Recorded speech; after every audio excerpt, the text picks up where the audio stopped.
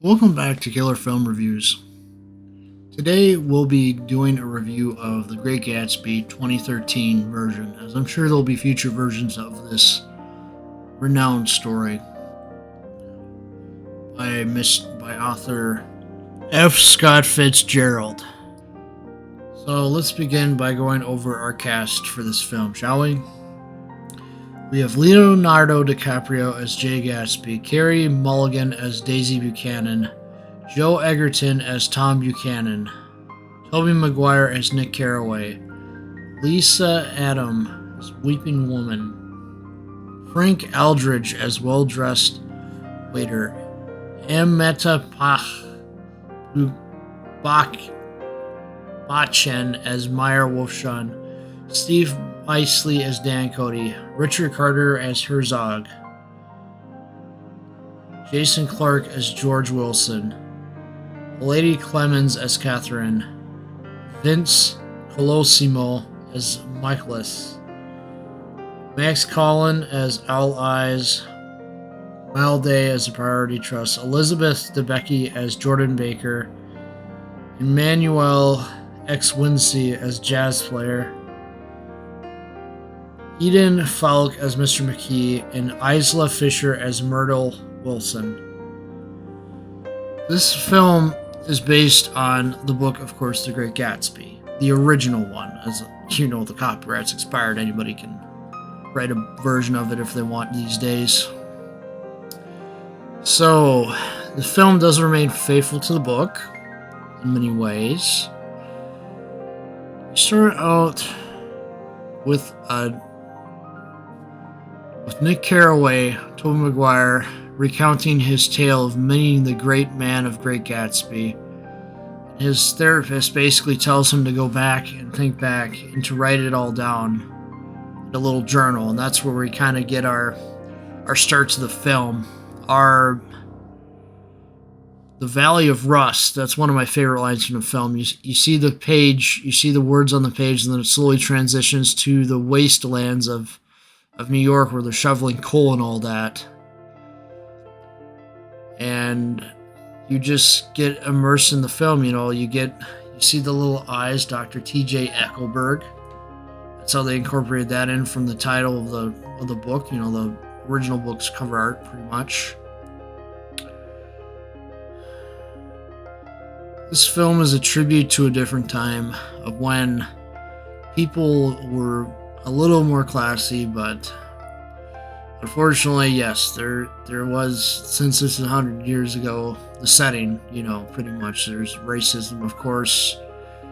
Buchanan basically is a little racist towards the African Americans in this film a bit, talking about the rise of the colored empire, some old book that's racist. So I will acknowledge that is something that takes place, and yes, women, since this is a different time, they're treated a lot differently, more like they don't have a will of their own, that sort of thing. So let's get that out of the way. Yes, men were controlling of women during this time. Obviously, it's not something I approve of, anybody should approve of. So as Nick Carraway's telling his story, you're greeted to the curtains just moving about in a glistening swoosh, and you see Daisy Buchanan. Basically, that is one of the principal protagonists in the film.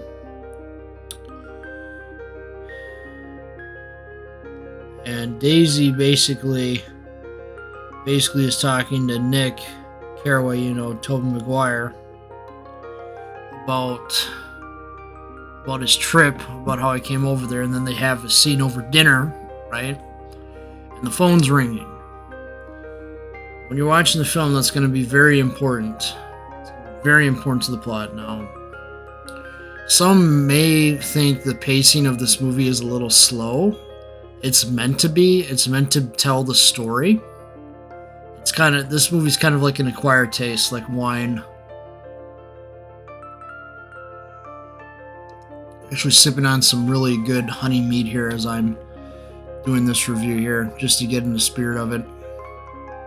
There is themes of partying and alcoholism in this film, because during this time period of 1920s, it was the Great Prohibition, where there was a ban on alcohol. So you will see see a speakeasy scene or two in this film, and you'll see some of the bootlegger business in this, just a tiny bit, not much.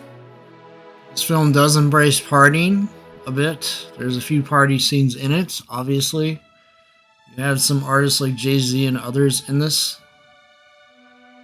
Let's not forget Lana Del Rey. Her theme is used quite a lot in this film. So, what you want to know about this film? It is based on more modernist literature, which means there's usually a lesson or a moral learned. So I'll let you kind of watch the film, and enjoy it for yourself, because I don't believe that the lesson should be spoiled in it. I took like a class on this in college for a little bit, so I know a little bit on this. I'm not going to say I'm an expert by any means. That'd just be plain malarkey, honestly. But it is one of my favorite films. Now, I do know that the Rotten Tomatoes obviously didn't rate it that well, right? Because when I was checking, they gave it a 48%, but you shouldn't let critics dissuade you from this film. This film can be good, but you have to take your time to understand the time period of the film to really get it. If you don't take time to understand the time period you're looking at, you're not going to really get a good grasp of this film. And yes, it's meant to teach you something. It's meant to teach you a great many things. But I'm not going to sit there and give away a ton of spoilers on this, because I want you guys to take time to understand it.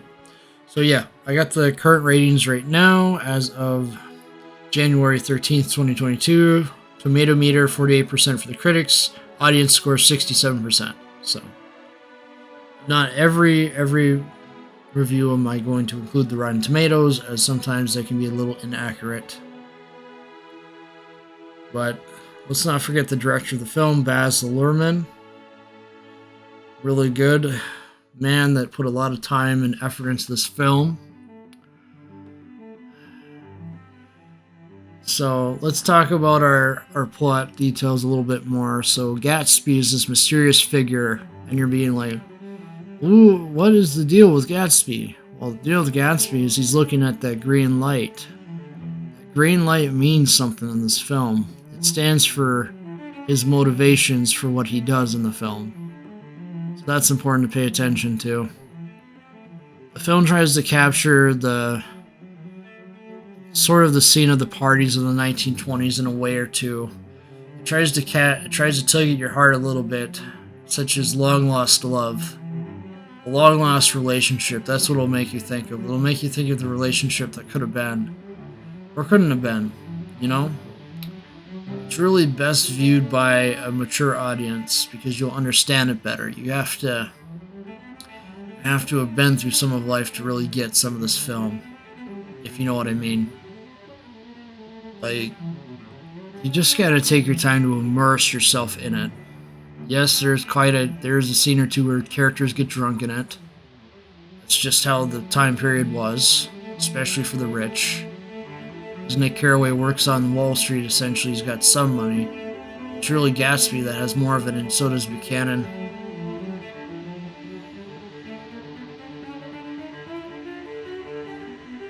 So, what else can I say about this?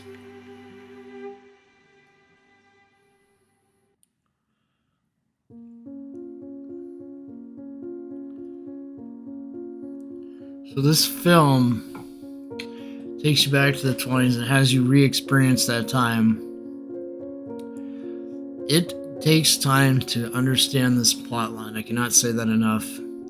Some of my favorite moments, we're going to get into spoiler zone, so click off video now. So we're going to get into spoilers. Spoiler alert, 10-9-8-7-6-5-4-3-2-1-0. So, how I think about the movie as a whole, right? It had a good lesson in it with Nick Carraway, you know, ultimately not being believed for what happened.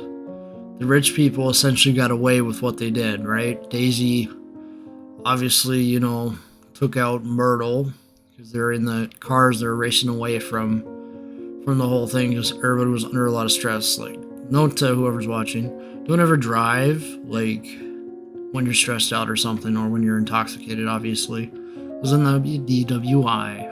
And there are penalties for that, obviously. The film's scores, I just really harmonize with, you know, like oh man, let me see here. So the Gatsby's death in Puerto Rico, right? That's one of the best film scores I've heard in a while. The intro theme to the movie, that's also great, you know? Just really draws you in. This movie is really a story about timeless love and some interpretations of it. Others may see it in different ways. This film can be interpreted in many ways. Let's be honest about that. So yes, Young and Beautiful by Lana Del Rey. That's a good song in this. You'll hear it repeat itself a couple of times throughout the film, instrumentally, and of course the regular version.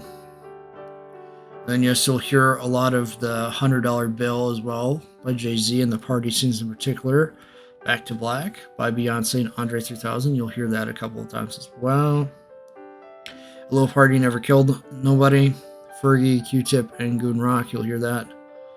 You hear Love is the Drug. Of course, the iconic line of the film is on the soundtrack. It says, "Can't repeat the past." And then Leonardo's like, "Of course you can. Obviously you can't repeat the past. Okay? You can't do that. What happens is what happens. You can't go back and change it. There's no time travel. Okay, we may have time travel films, but time travel is not a possibility as of 2022. If it was, it's not." But the green light allusion to Gatsby's hopes and dreams, that is a masterful part written in by Fitzgerald. The overall feel of this film, it just draws you back like you're there in the 1920s and you're seeing all this happen. Obviously the treatment of African Americans and women wasn't the best. It was terrible. Let's be honest about that. There's a lot of things that went wrong in that era that obviously people are going to look back on and all that. But you need to take the film in for what it is. Keep in mind it was produced in the year of 2013, so times were a little different then compared to now, obviously. Your main thing that you need to keep in mind about this film is time is not forever. You only have so much time on this world. And the saddest part is about this film is that Nick Carraway lost his best friend, right? Lost his best friend. Gatsby lost his love. Gatsby's ways to go about all this obviously isn't how you should go about things. You should move on, let go, that sort of thing. It can be hard for some, right? It can be hard for some, but ultimately, yes. Give women their space, let go, move on. It's going to be hard in the moment, right? I've been there myself. It's going to be hard in the moment, but you'll thank me later. You have to take time to talk to family and friends to help you through any breakups, okay? Take that time and rely on your support systems, and don't let anything get in your way, right? Conquer the day, seize the day, and, enjoy the film for what it is, and understand that women and minorities were treated terribly during this time, and that future depictions of this film may be different, depending. So, I thank you for tuning into my review today of The Great Gatsby. As for a final rating, 10 out of 10 by me. And don't forget to like, watch, and subscribe to Killer Film Reviews, and to check out the other channels that should be listed on the home section of this YouTube channel. So be sure to check them out. And again, don't forget to like, watch, and subscribe. I believe Gladiator should be the next review. Have a good day, everybody. Thank you.